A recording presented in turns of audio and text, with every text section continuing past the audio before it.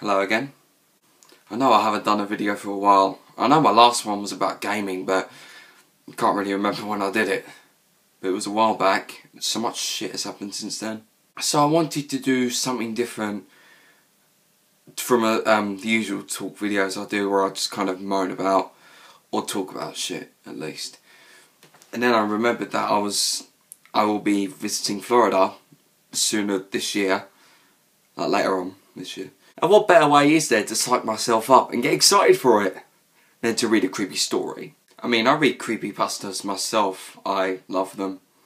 So I went looking through the Disney related ones, like to the theme park or to the films or whatever.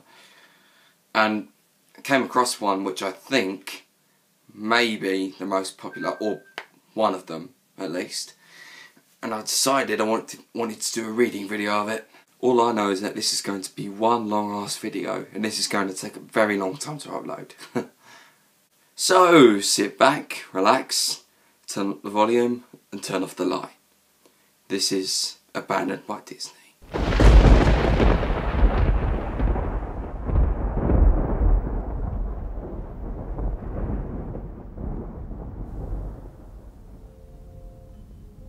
Some of you may have heard that the Disney Corporation is responsible for at least one real live ghost town.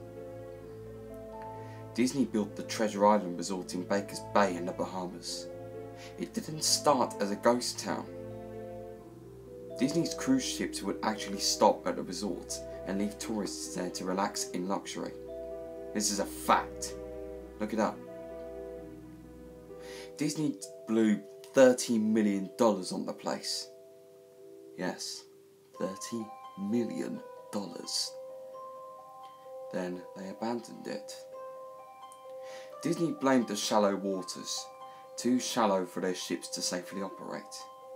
And there was even blame cast on the workers, saying that since they were from the Bahamas they were too lazy to work a regular schedule. That's where the factual nature of their story ends. It wasn't because of sand, and it obviously wasn't because foreigners are lazy. Both are convenient excuses. No. I sincerely doubt those reasons were legitimate. Why don't I buy the official story? Because of Mowgli's palace. Near the beachside city of Emerald Isle in North Carolina, Disney began construction of Mowgli's palace in the late 1990s. The concept was a jungle-themed resort with a large, you guessed it, palace in the centre of the whole thing. If you're unfamiliar with the character of Mowgli, then you might better remember the story The Jungle Book. If you haven't seen it anywhere else, you would know it as the Disney cartoon from decades past. Mowgli is an abandoned child in the jungle, essentially raised by animals and simultaneously threatened and pursued by other animals. Mowgli's palace was a controversial undertaking from the start. Disney bought up a ton of high-priced land for the project, and there was actually a scandal surrounding some of the purchases. The local government claimed eminent domain on people's homes, and then turned around and sold the properties to Disney. At one point, a home that had just been constructed was immediately condemned with little to no explanation. The land grabbed by the government was supposedly for some fictional highway project. Knowing full well what was going on, people started calling it Mickey Mouse Highway. Then there was the concept art. A group of stuffed shirts from Disney Co. actually held a city meeting. They intended to sell everyone on how lucrative this project was going to be for everyone.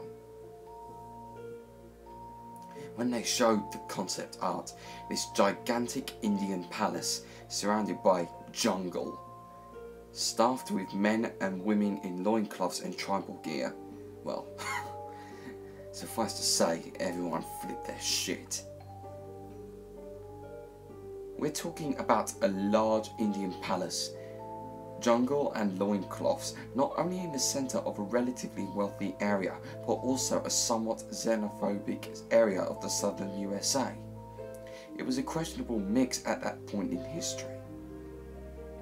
One member of the crowd tried to storm the stage, but he was quickly subdued by security after he managed to break one of the presentation boards over his knee. Disney took that community and essentially broke it over its knee as well. The houses were razed, the land was cleared, and there wasn't a damned thing anyone could do or say about it. Local TV and newspapers were against the resort at the beginning, but some insane connection between Disney's media holdings and the local venues came into play, and their opinions turned on a dime. So, anyway, Treasure Island. The Bahamas, Disney sunk those millions and then split. The same thing happened with Mowgli's Palace. Construction was complete. Visitors actually stayed at the resort. The surrounding communities were flooded with traffic and the usual annoyances associated with an influx of lost and irate tourists. Then it all just stopped. Disney shut it down, and nobody knew what the hell to think, but they were pretty happy about it. Disney's loss was pretty hilarious and wonderful to a large group of folks who didn't want this in the first place. I honestly didn't give the place another thought since hearing it closed over a decade ago. I live maybe 4 hours from Emerald Isle, so really I only heard the rumblings and didn't experience any of it firsthand. Then I read this article from someone who had explored the Treasure Island resort and posted a whole blog about the crazy shit he found there. Stuff just left behind. Things smashed, defaced, probably ruined by the disgruntled former employees who had lost their jobs. Hell, the locals from all around probably had a hand in wrecking that place. People there felt just as angry about Treasure Island as folks here did about Mowgli's Palace. Plus, there were rumours that Disney had released their aquarium stock into the local waters when they closed, including sharks. Who wouldn't want to take a few swings at some merchandise after that? But what I'm getting at is that this blog about Treasure Island got me thinking. Even though many years had passed since its closing, I figured it might be cool to do some urban exploration at Mowgli's Palace. Take some photos, write about my experience, and probably see if there was anything I could take home as a memento. I'm not going to say I wasted no time in getting there, because honestly it took me another year after I first found that Treasure Island article to get around to going up to Emerald Isle. Over the course of that year, I did a lot of research on the Palace Resort, or rather, I tried to. Naturally, no official Disney site or resource made any mention of the place that had been scrubbed clean. Even odder, however, was that nobody before myself had apparently thought to blog or even post a photo about the place. None of the local TV or newspaper sites had one word about the place, though that was to be expected since they had all swung Disney's way. They wouldn't be out there lauding their embarrassment, you know. Recently I learned that corporations can actually ask Google, for example, to remove links from search results, basically for no good reason. Looking back, it's probably not that nobody spoke of the resort, but rather their words were made inaccessible. So, in the end, I could barely find the place. All I had to go on was an old as hell map I'd received in the mail back in the 90s. It was a promotional item sent out to people who had recently been to Disney World. And I guess since I had been there in the late 80s, that was recent. I didn't really intend to hang on to it. It just got shoved in with my books and comics from my childhood. I'd only remembered it months into my research, and even then it took me another few weeks to locate the storage bin my parents had shoved it all into. But I did find it. Locals were no help, as most were transplants who had moved to the beach in recent years, or old residents who just sneered at me and made rude gestures the second I managed to say, "Where would I find Mowgli's?" The drive took me through an inordinately long corridor of overgrowth. Tropical plants that had run rampant and overpopulated the area, mixed with the native species of flora that actually belonged there and had tried to reclaim the land. I was in awe when I reached the front gates of the resort. Tremendous monolithic wooden gates whose supports to either side looked like they must have been cut from giant sequoias. The gate itself had been gouged in several places by woodpeckers and eaten away at the base by burrowing insects. Hanging on the gate was a sheet of metal, some random scrap, with hand-painted letters scrawled in black. Abandoned by Disney. Clearly the handiwork of some past local or an employee who wanted to make some small protest. The gates were open enough to walk through, but not drive. So, grabbing my digital camera and a map whose flip side showed a layout of the resort, I set off on foot. The inner grounds of the palace were just as overgrown as the entryway. Palm trees stood untended and ragged among piles of their own coconuts. Banana plants similarly stood in their own stinking bug-riddled refuse. There was this sort of clash between order and chaos as carefully planted rows of perennial flowers mixed with obnoxious tall weeds and stinking blackened mushrooms. All that remained of any outdoor structures were broken, rotting wood and various charred bits of unidentifiable material.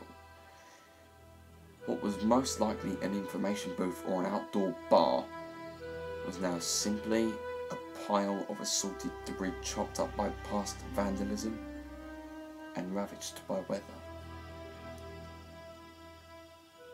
The most interesting thing on the grounds was a statue of Baloo, the friendly bear from the Jungle Book, which stood in a sort of courtyard in front of the main building.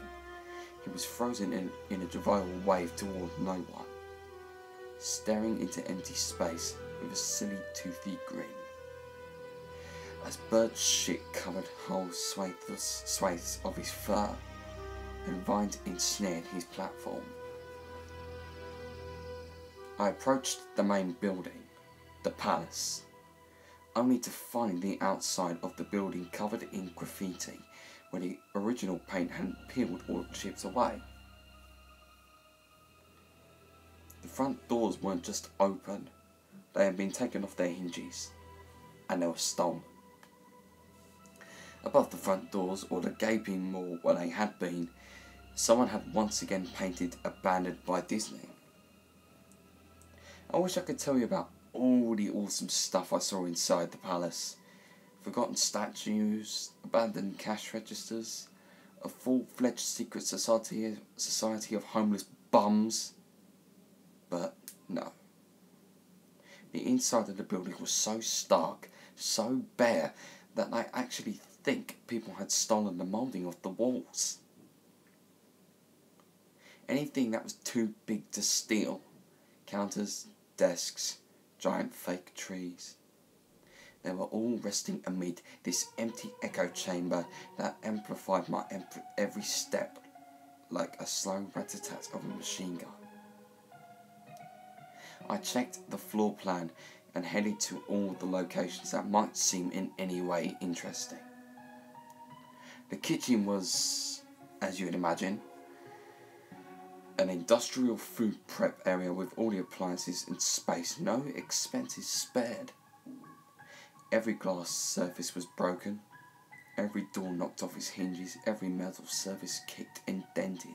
The entire place smelled like very old piss. freezer, not even remotely cool now, had row upon row of empty shelf space.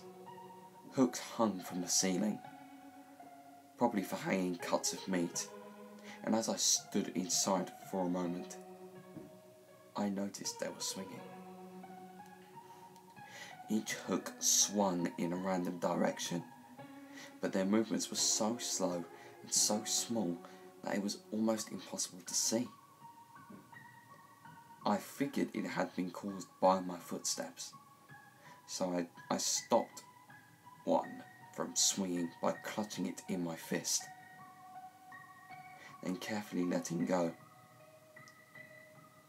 But within seconds it started to swing once more. The public bathrooms were in much the same state of the rest of the place. Just like the Treasure Island resort, someone had methodically smashed each porcelain commode with coconuts and other implements. There was about half an inch of rancid, stinking, stagnant water on the floor, so I did not stay there for very long. What's odd is that the toilets and the sinks and the bidets in the ladies' room, yes, I went there, all dripped, leaked, or just ran freely. It just seemed to me that they should have shut down the water. They should have shut the water off long ago. There were plenty of rooms in the resort, but naturally, I didn't have the time to look through all of them. Few I did peer into were similarly wrecked, and I didn't expect to find anything there. I thought there was actually a television or a radio in one room, as I really think I heard a quiet conversation coming out, though it was like a whisper. Probably my own breathing echoing in the silence, or just another case of the sound of flowing water playing tricks on my mind. This is what it sounded like. I didn't believe it. I didn't know that. I didn't know that.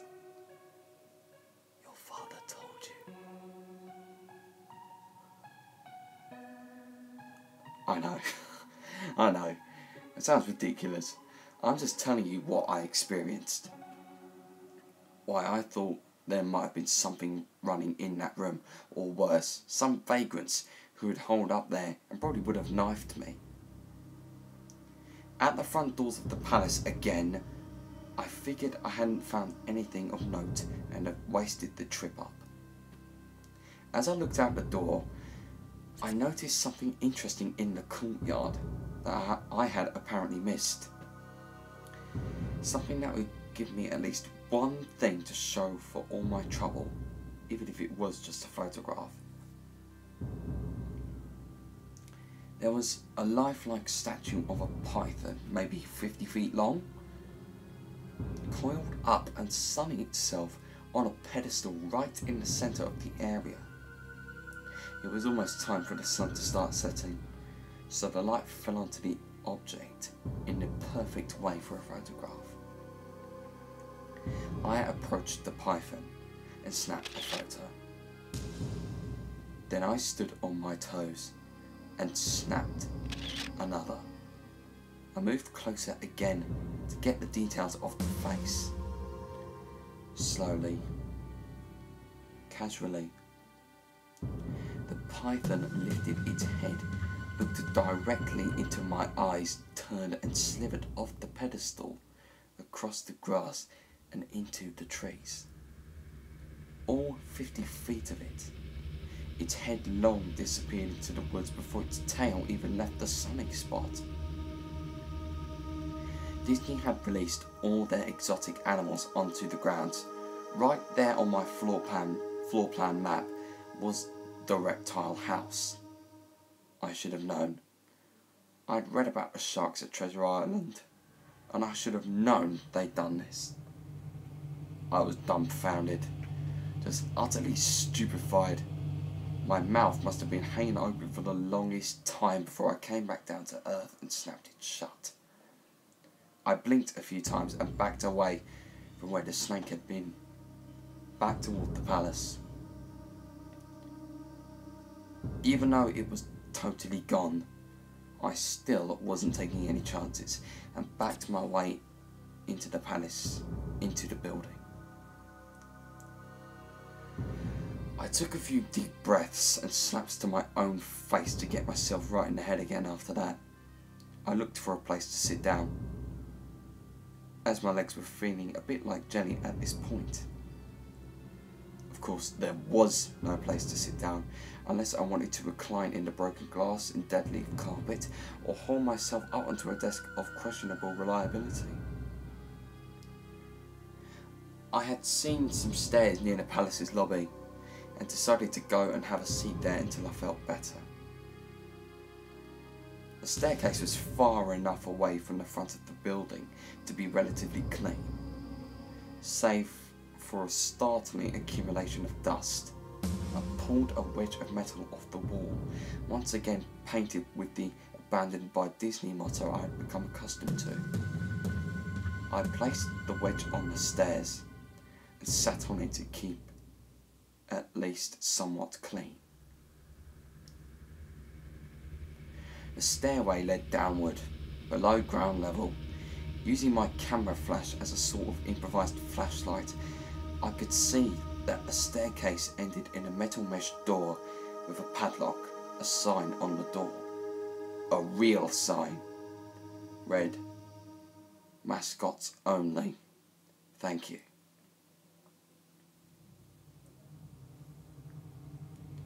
This perked up my spirits a little bit for two reasons. One, a mascots only area would have definitely had some interesting stuff back in the day. Two, the padlock was still in place. Nobody had gone down there. Not the vandals, not the looters, nobody. This was the one place I could actually explore and perhaps find something interesting to photograph or wantingly steal. I had come to the palace essentially agreeing with myself that it was okay to take anything I wanted because, hey, abandoned. It didn't take much to bust the lock. Well, actually, that's wrong. It didn't take much to bust the metal plate on the wall that the padlock was hooked to. Time and decay had done most of that work for me, and I was able to bend the metal plate enough to pull the screws out of the wall, something nobody else had apparently thought of or hadn't been able to do at the time.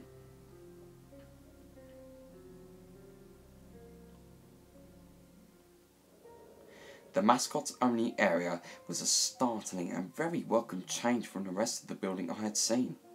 For one, every second or third fluorescent light overhead was illuminated, even though they flickered and faded randomly. Also, nothing had been stolen or broken, even if age and exposure were definitely taking their toll. Tables had notepads and pens. There were clocks, even a punching clock on the wall, complete with filled out time cards. Chairs were scattered around, and there was even a small break room with an old static field television and long rotted out food and drink on the counters. It was like one of those post-apocalypse films where everything is left in a state of evacuation.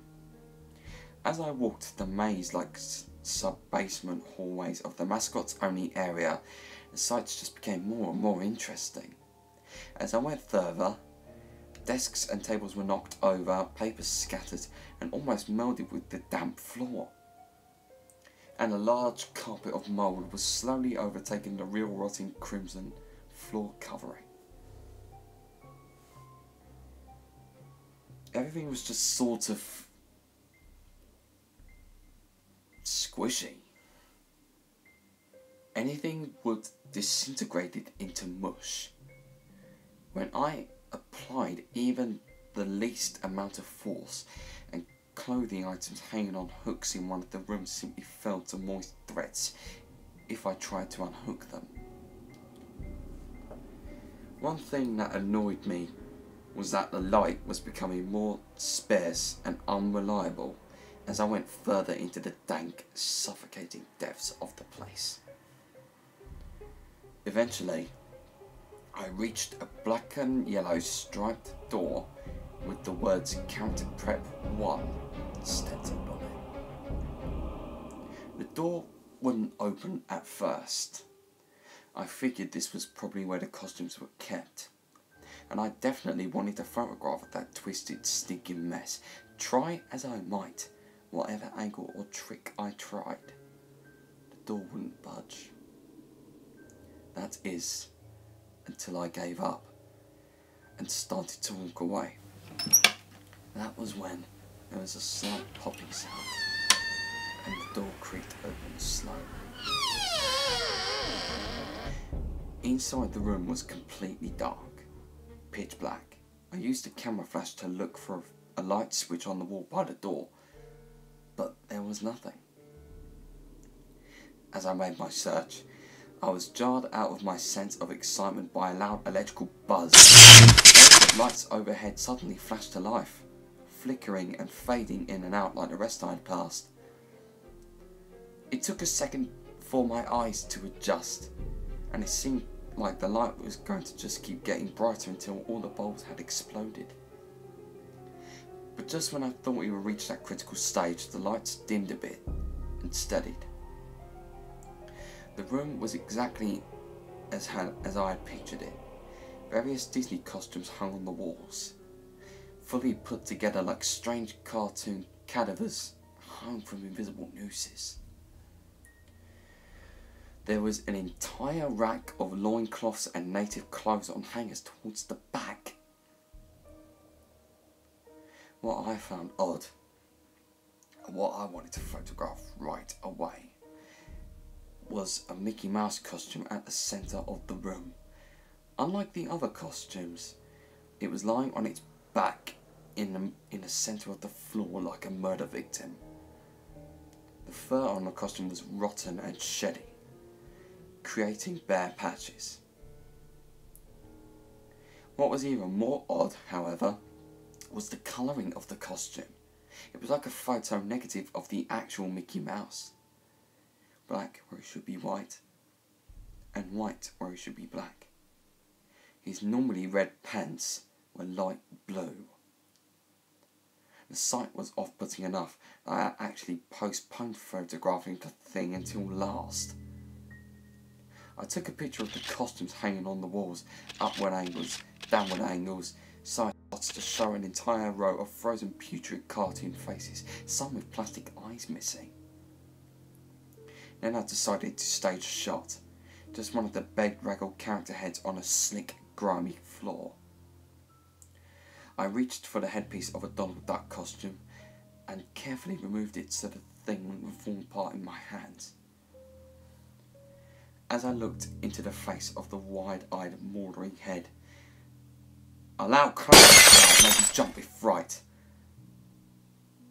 I looked down at my feet, and there between my shoes was a human skull. It had fallen out of the mascot head and shattered into pieces at my feet. Only the empty face and lower jaw remained, staring up at me. I dropped the duck head immediately, as you'd expect, and I moved for the door. As I stood in the doorway, I looked back to the skull on the floor. I had to take a picture of it, you know. I had to. For any number of reasons that may seem silly, but only if you don't think it through. I need proof of what happened, especially if Disney was going to somehow make this go away. I had no doubt in my mind, right from the start, that even if it was just gross negligence, Disney was responsible for this. This was why the resort had closed, and I was the only one outside Disney Co who knew. Me.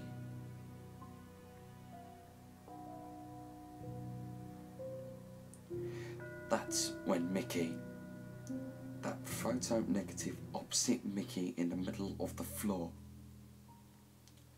started to get up. First, sitting up, then climbing to its feet. The Mickey Mouse costume, or whoever was inside of it, stood there at the centre of the room, its fake face just staring directly at me as I mumbled no, no, no, no, over and over and over.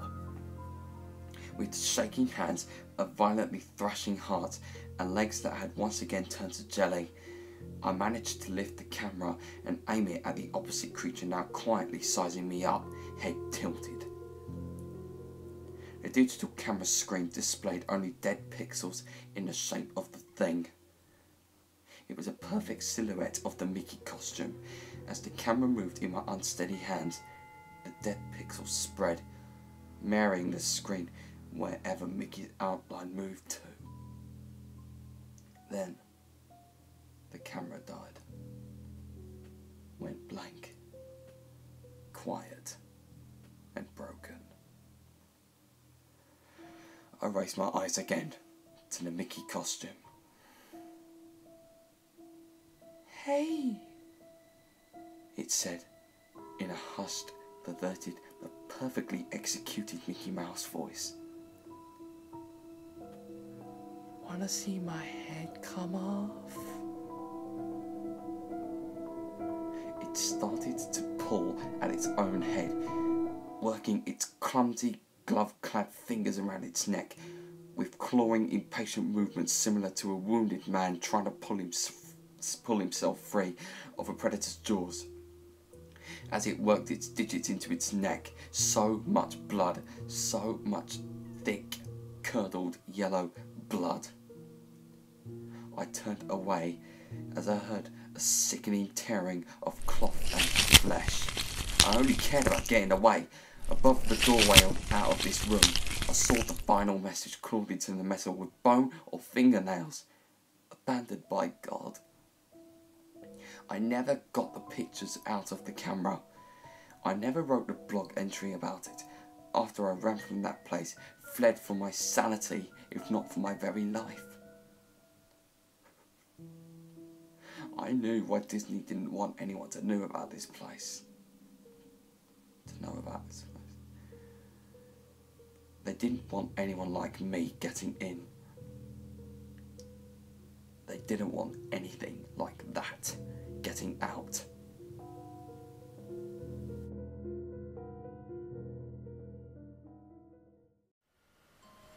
It's a world of laughter, a world of tears. It's a world of hopes, it's a world of fear. There's so much that we share that it's time we're aware. It's a small world after all. It's a small world after all. It's a small world after all. It's a small world after all. It's a small, small world. There is just one moon and one golden sun, and a smile means friendship to everyone. The